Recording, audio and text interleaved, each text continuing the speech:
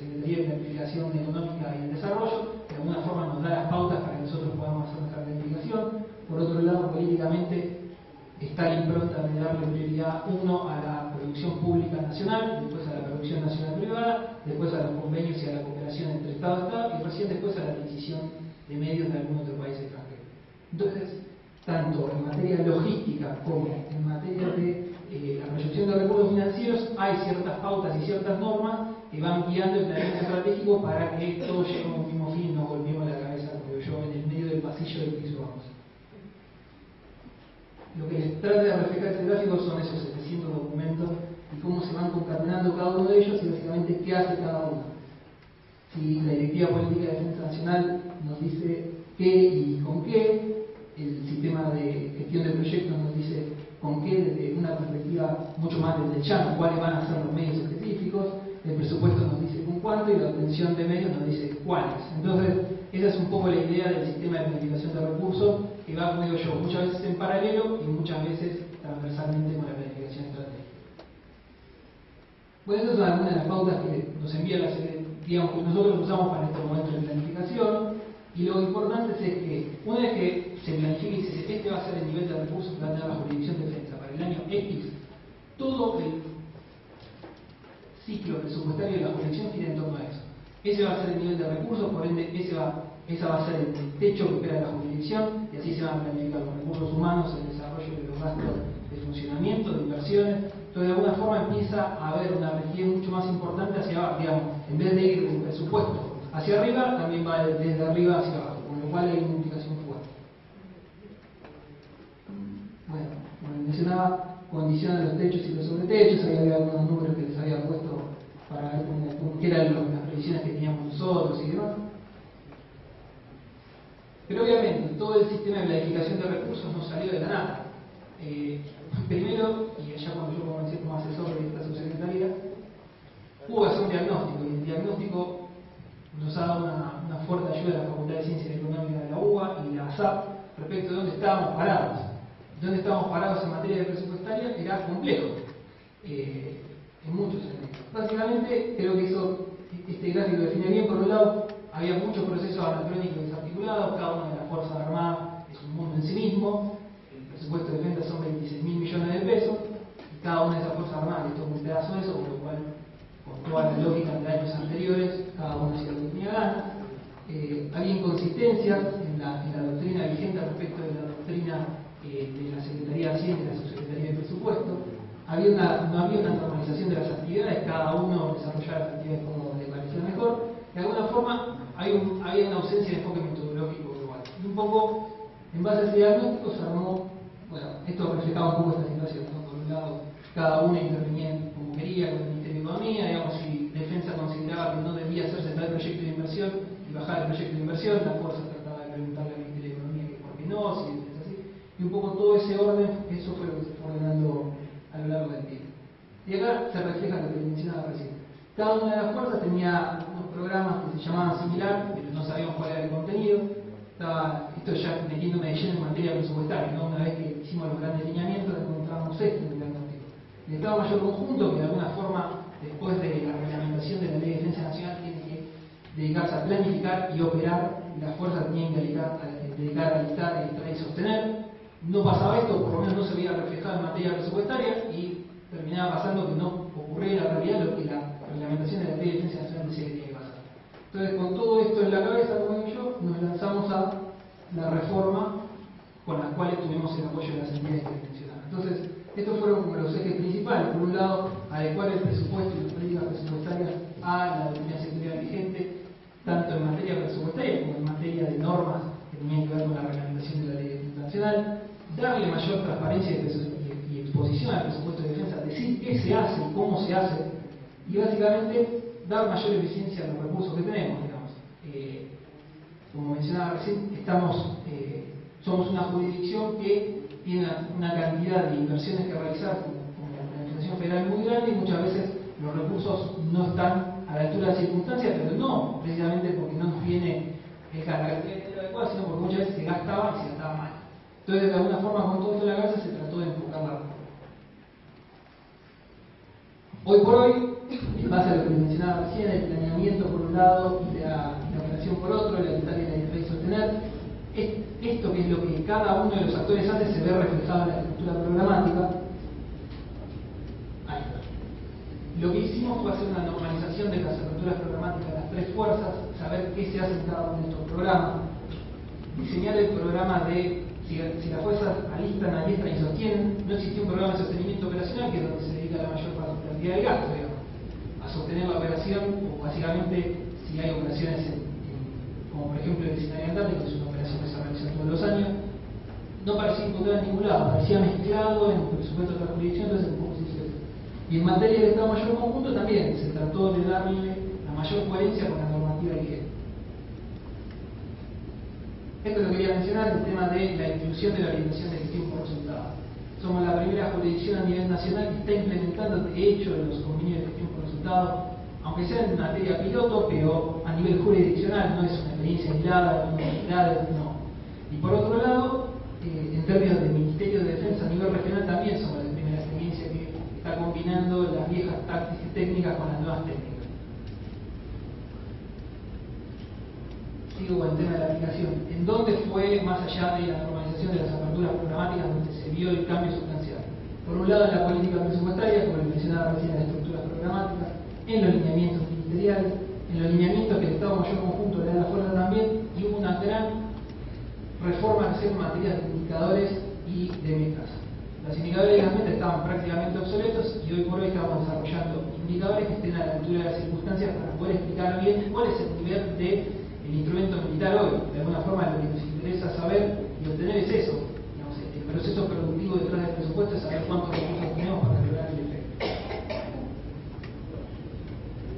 Bueno, aquí esta diapositiva la voy a pasar muy rápido, básicamente cuál es la normativa detrás de cada uno de estos procesos en materia de presupuesto,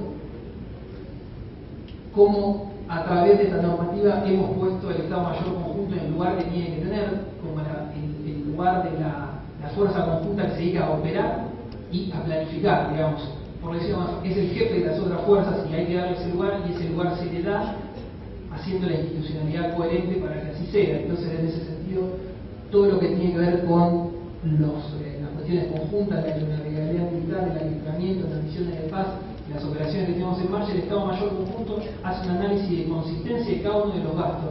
Y si el gasto no es coherente o consistente con el Estado Mayor Conjunto le dice al Ministerio, el gasto no se hace. Con lo cual es una forma de empoderar dentro de la jurisdicción a los actores tal cual el poder político concibe que tiene que ser la defensa nacional. Y un poco en materia del desarrollo explosivo que tuvimos en términos de la reforma. Fíjense que la cantidad de actores, como digo yo, seguimos siendo más o menos los mismos, las jurisdicciones son las mismas, pero el crecimiento que hubo en términos de las aperturas programáticas, que hubo en términos de programas, subprogramas y actividades, fue enorme. ¿Esto qué quiere decir básicamente? Es más transparente el presupuesto de defensa, tanto para otros organismos del Estado, como puede ser el Ministerio de Economía, donde puede entender más cabalmente qué se hace, como también para la sociedad civil. Cualquiera que agarre el presupuesto de la jurisdicción de defensa ahora sabe cuánto se gasta en adiestramiento militar específico, cuánto se gasta en adiestramiento militar conjunto, cuánto se gasta en sostener las operaciones que estamos llevando adelante. De alguna forma también es mostrar a la sociedad civil lo que se hace con el presupuesto de la defensa. Y como les mencionaba recién, el ir de arriba hacia abajo y de abajo hacia arriba nos dio la posibilidad de comenzar a utilizar todas las herramientas presupuestarias que de hecho llevamos adelante, los distintos escenarios de micro que se iban cargando. Cada uno de esos escenarios está basado en distintos niveles de adiestramiento que van a conseguir las Fuerzas Armadas. Entonces, yo, al día en que me bajan los techos, sé perfectamente cuál va a ser el nivel de adiestramiento mínimo que voy a esperar y le puedo comunicar al ministro cuál es. En ese sentido me parece muy importante porque de alguna forma estamos sabiendo qué es lo que podemos hacer con lo que tenemos y cuánto necesitamos ir para decir, mire, si a mí me dan 2.000 millones de pesos más, yo puedo adiestrarme en tal nivel, lo que implica estar en tal o cual escenario, como se ve ahí, en el PLU, todo eso. Y esto también es muy importante, es un cambio en términos culturales, porque básicamente lo que teníamos antes de la reforma era bajaba un techo, nadie sabía muy bien dónde quedaba la cosa y se gestionaba lo que había. Ahora sabemos muy bien dónde queda la cosa, lo cual creo que es un cambio copernicano. Y aquí el monstruo, como digo yo, el pequeño desarrollo que hemos llevado adelante, que se ve reflejado en los compromisos de resultados de gestión. A fines del año pasado, si no me acuerdo mal, el 19 de diciembre, el ministro de Defensa firma con los jefes del Estado Mayor Conjunto y de cada una de las Fuerzas Armadas los compromisos de resultados de gestión. Se decidieron ciertas unidades específicas de cada una de las fuerzas o sistemas de fuerzas, pues supongamos una brigada del Ejército Argentino, un sistema de corbetas en el caso de la Armada Argentina y un escuadrón de aviones en el caso de la Fuerza Aérea, con el cual los jefes de las Fuerzas Armadas se comprometieron a tener alistado los medios y adiestrado el personal a cierto nivel, y desde el Ministerio nos comprometimos a que los recursos estuvieran en tiempo y forma para que tuviese ese nivel de alistamiento y de adiestramiento. Es una experiencia muy nueva y obviamente este año hicimos un comité de implementación para ver cómo se va llevando adelante, cuáles son los problemas, que si llega la cuota a tiempo o no, si se cae la licitación, que si no se cae. Pero es muy importante recoger las experiencias. No alcanza solamente confirmar un compromiso, lo que nos dimos cuenta a medida que vamos caminando. No alcanza confirmar un compromiso de resultado de gestión y perfecto. Lo que hay que hacer después es gestionar. Y el gestionarlo da un montón de aprendizaje. Y esos aprendizajes los estamos de alguna forma compilando en un libro que va a salir para fines de año, al cual, si podemos, haremos alguna conferencia de estilo con la SAP, la Facultad de Ciencia Económica, y si no, lo trataremos de distribuir para que vean cuáles fueron nuestros aprendizajes en el proceso, ¿no? Bueno, básicamente esto es lo que se espera en los distintos compromisos, un nivel de alistamiento X y demás, que por cuestiones de defensa nacional no puedo poner, pero las planillas que son muy sencillas, son estas, no hay otras cosas. Esta es la de recursos. Y ahora que veo el gráfico ese, no quería dejar de mencionar este tema.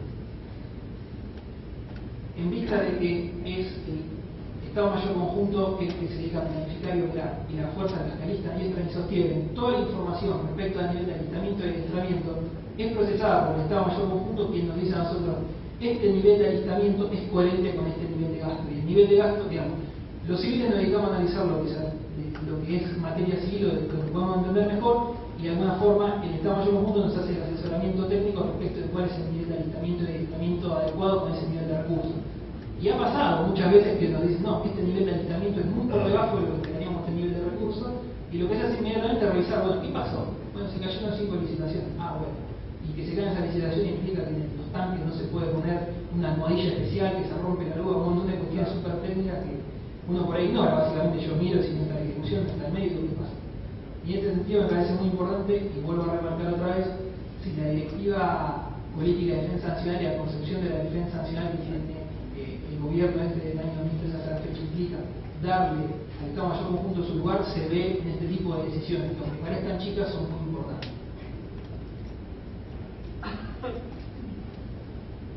Bueno, y las consideraciones finales, antes de que se duerman todos, es que hemos logrado ver que hay una serie de buenas prácticas que por prueba y error consolidamos. Por un lado, fue tener un equipo multidisciplinario. Esto quiere decir que no solo está formado por civiles y militares, sino que está formado por militares de distintas especialidades civiles, de distintas especialidades que se encargan de ver el proceso en términos multidimensionales.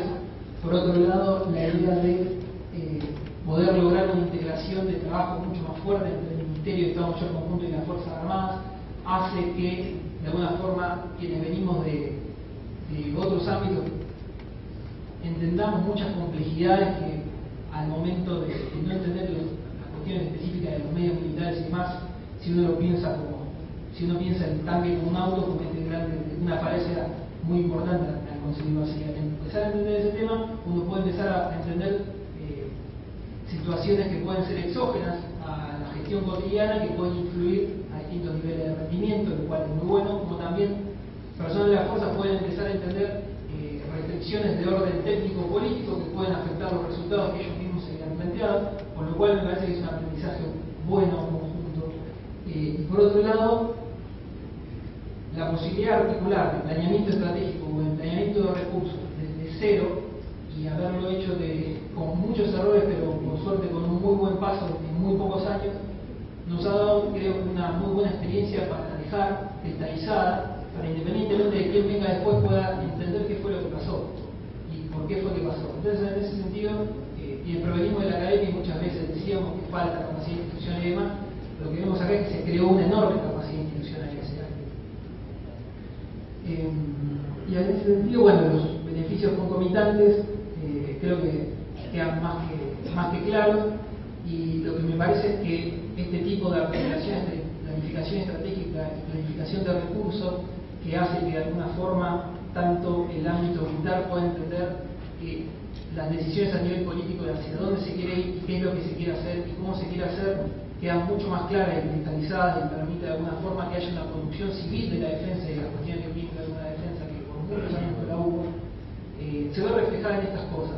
Entonces, el precepto de que Sudamérica tiene que ser una zona de paz y que nosotros planeamos con capacidades y que nosotros tenemos este sistema de planificación estratégica y de recursos que consideramos medianamente bueno y aceptable, o por lo menos hemos visto en la región que estamos algunos pasos adelante en este sentido, nos lleva a poder contarles a los colegas de otras regiones, cuando nos juntamos en el marco de UNASUR, qué es lo que estamos haciendo, y creo que es una buena señal de que todos nos vengan a preguntar y estén interesados en ese sentido. Por lo cual me parece que, más allá del enfoque técnico, de la planificación estratégica, de la planificación de recursos, de cómo se combinan y la gestión por resultados, se puede ver en este tipo de procesos las directivas políticas de qué es lo que tiene que ser la defensa y qué es lo que Argentina necesita en materia de defensa. Entonces, en ese sentido, creo que ha sido un proceso, como decía aquí el colega, exitoso, y creo que más allá de los pormenores es lo más importante poder rendirle cuenta a la sociedad que hacemos en ese ámbito y de poder reflejar qué es lo que hay que hacer en ese ámbito. Así que les agradezco, vi que no todos se durmieron, así que muchas gracias, porque no se estoy viendo.